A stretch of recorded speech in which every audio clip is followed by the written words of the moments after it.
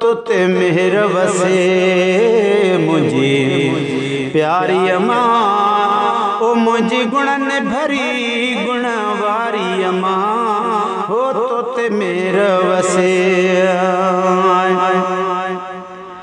तोड़े तकलीफ ने में जालियो तो मुखे प्यार वडे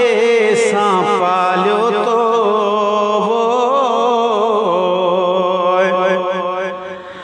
तोड़े तकलीफ ने में जालियो तो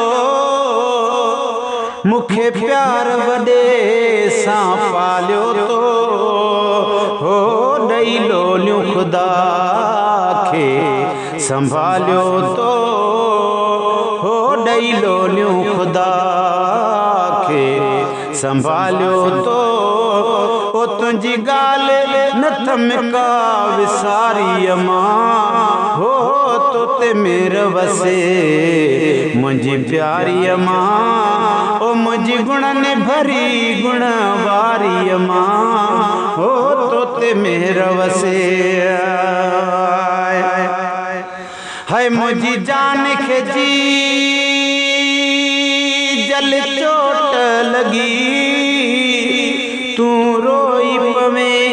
पई मुँह खाएंगे मुझी जान के जी जले चोट लगे तू रोई पवे पई मुँह खाएंगे हो बुरी रात जुदाऊं भी 2:30 बजे हो माँ गुरी रात जुदा भी 2:30 बजे तुझे दुआन बेड़ी तारी अम्मा हो तो ते मेहर वसे मुझी प्यारी अम्मा ओ मुझे गुणन भरी गुणवारी अम्मा हो तो ते मेहर वसे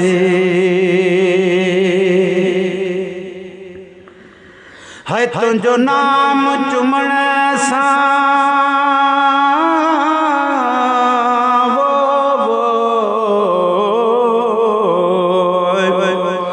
तुझो नाम चुमण सा नफा ही नफा रोज न्यास मिठियूं 10-20 दफ़ा तुझो नाम चुमण सा नफा ही नफा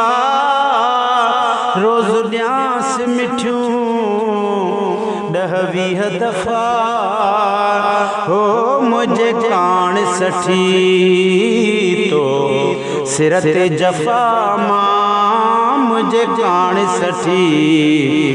तो सिर ते जफा निंड्रदा न कई रात सारी अम्मा ओ तो ते मेहर वसे मुझी प्यारी अम्मा मुझे गुणन भरी गुणवारी अम्मा हो तो ते मेहर वसे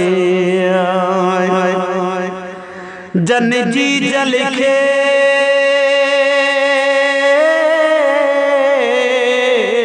होला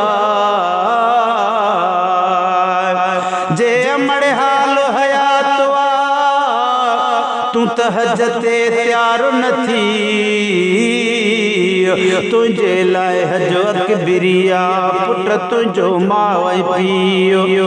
फोट चवनी तब चाह मां तुझी जल के चौजी गुलाम नबी कुरआन में आ हुक्म आयो ही ताहिन मावई पियो जियरे बेश्त जहान में गुलशन सुन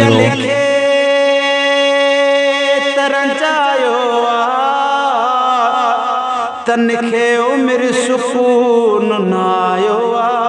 जन जी जल के तर जायो तन खे उम्र सुकून नायो हो तन पोइ घणो पछतायो वही बिछड़ी जलने खां भलारी मां हो तो ते मेहर वसे मुझी प्यारी अम्मा ओ मुझे गुणन भरी गुणवारी अम्मा हो तोते मेहर वसे हक मुँह ते करणो तुझी खिदमतया तुझी खिदमत में वडी रहमतया वो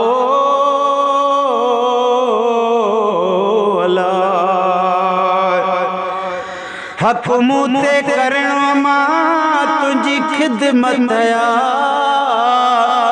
तुझी खिदमत में वडी अज़मतया हो तुझे पेरन हेठां जन्नतया ओ तुझे पेरन हेठां जन्नतया चवे अज़मी मिठी बाझारी अम्मा हो तोते मेहर वसे मुझी प्यारी अम्मा मुझे गुणन भरी गुणवारी अम्मा हो